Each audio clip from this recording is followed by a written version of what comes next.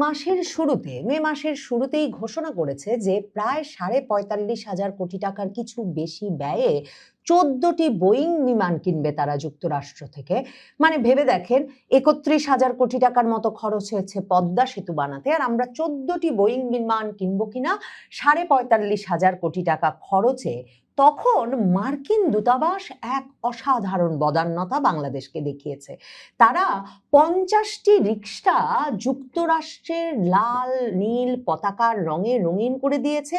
যেই রিকশাগুলো সেই লাল সাদা নীল রঙে খচিত, সেই রিকশাগুলো নাকি ঢাকার রাস্তায়, গুলশানের রাস্তায় চলাচল করবে।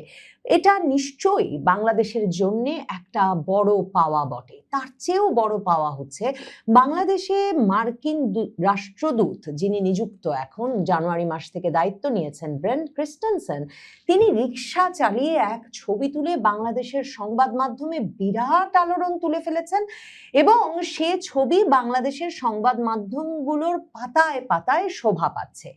তো ব্রেন্ট ক্রিস্টেনসেন ঠিক কেন এই সময়টায় এতটা অস্থির এবং চঞ্চল হয়ে উঠেছেন, সেটা কিন্তু খুব গুরুত্বপূর্ণ একটা রাজনৈতিক তাৎপর্যপূর্ণ প্রশ্ন বটে।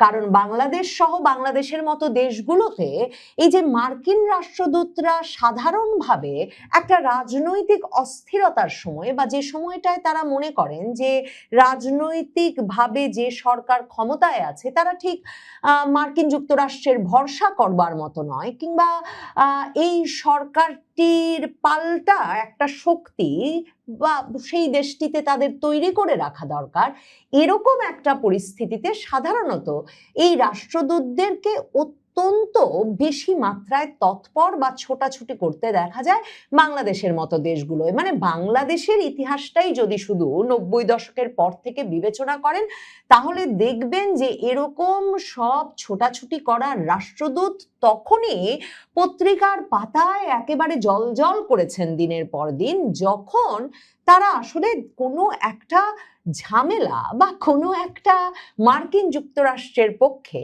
আর বাংলাদেশে যেই সরকারটি পরিচালিত হচ্ছে সেই সরকারটির বাইরে কোনো একটা অবস্থান নিতে অতিরিক্ত তৎপর হয়ে ওঠেন। ভেবে দেখেন তো, ইউনূস সরকারের আমলে কিন্তু আমরা মার্কিন দূতাবাসে, সেই যে পিটার হাস চলে গেলেন শেখ হাসিনা পতনের কিছুদিন আগে আগে, আর এরপর আবার এলেন ইউনূস আমলে কয়েক মাস পেরোতে না পেরোতে রীতিমতো মার্কিন যুক্তরাষ্ট্রের সবচেয়ে বড় এলএনজি কোম্পানিগুলোর একটি বাংলাদেশের পরামর্শক হয়ে, মানে সরাসরি এলএনজি বেচতে বাংলাদেশে চলে এলেন দূতাবাসের চাকরি ছেড়েই।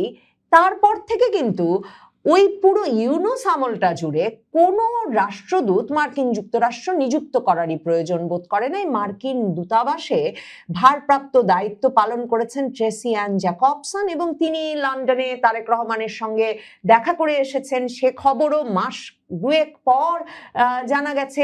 কয়েক দফা এনসিপির নেতৃবৃন্দের সঙ্গে বৈঠক করেছেন, সেগুলো কখনো মার্কিন দূতাবাস বাড়াবাড়িভাবে প্রচারের চেষ্টা করে নাই। আর ওই নারী কূটনীতিক ট্রেসি অ্যান জ্যাকবসনের কোনো পাবলিক লাইফ কখনো মার্কিন দূতাবাস মানে একটা প্রকাশ্যে আনে নাই, জনসমক্ষে আনে নাই।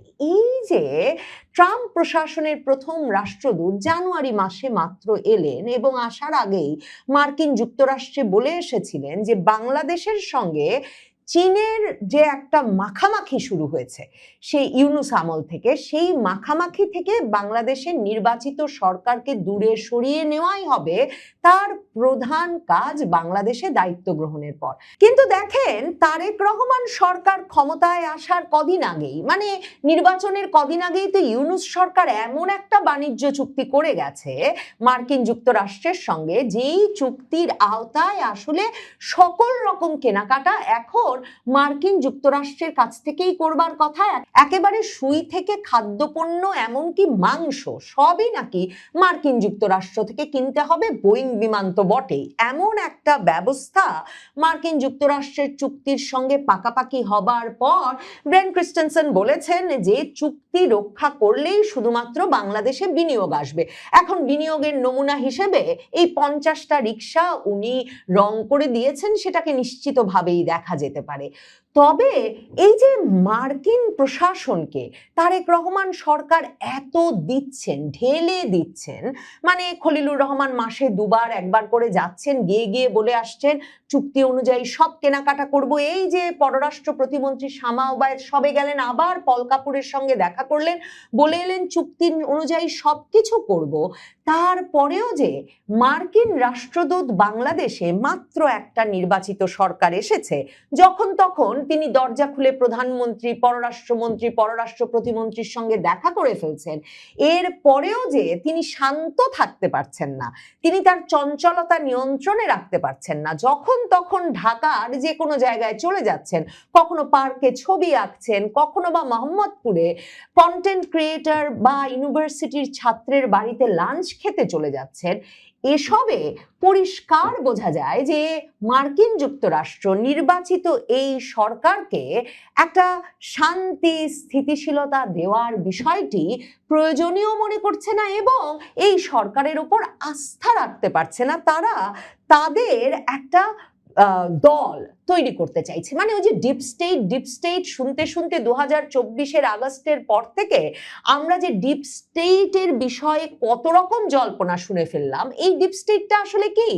ডিপ স্টেট হচ্ছে 70-এর দশক পর্যন্ত মার্কিন যুক্তরাষ্ট্র তার স্বার্থ রক্ষায় রীতিমতো সিআইএ এজেন্টদের, মানে একেবারে মার্কিন যুক্তরাষ্ট্রের নিযুক্ত গোয়েন্দাদেরকে বিভিন্ন দেশে নিয়োজিত রাখতো তাদের স্বার্থ রক্ষায় বিভিন্ন কাজ করার জন্য। 70-এর দশকের পর থেকে দেশে দেশে এগুলো নিয়ে কড়াকড়ি আরোপিত হতে থাকলো। এই মার্কিনী গোয়েন্দাদেরকেই দেশে দেশে একেবারে মোতায়েন করে মার্কিন যুক্তরাষ্ট্র আর কলকাঠি নাড়ার সুযোগ পাচ্ছিল না প্রকাশ্যে। তখন মার্কিন যুক্তরাষ্ট্রের পররাষ্ট্র মন্ত্রণালয়, গোয়েন্দা দপ্তর এরকম একটা পরিকল্পনা নিয়ে সামনে আসে যে দেশে দেশে তারা তখন ওই দেশের আমলাতন্ত্র, সেনা বাহিনী, সশস্ত্র বাহিনী, সরকারের ভেতর শিল্পী, সাহিত্যিক, এনজিও, একাডেমিক সকল পেশায় সকল বয়সের ব্যক্তিদের মধ্যে মার্কিন স্বার্থ রক্ষাকারী একটা দল গড়ে তোলে। এই যে পাবলিক একটা ভূমিকা রাখা রাষ্ট্রদূতের বা যে কোনো দূতাবাসের, এর একটা বড় কারণ থাকে এই খাতিরের লোকজন তৈরি করা, যারা কিনা ওই মার্কিন দূতাবাসের স্বার্থটা রক্ষা করে যাবে।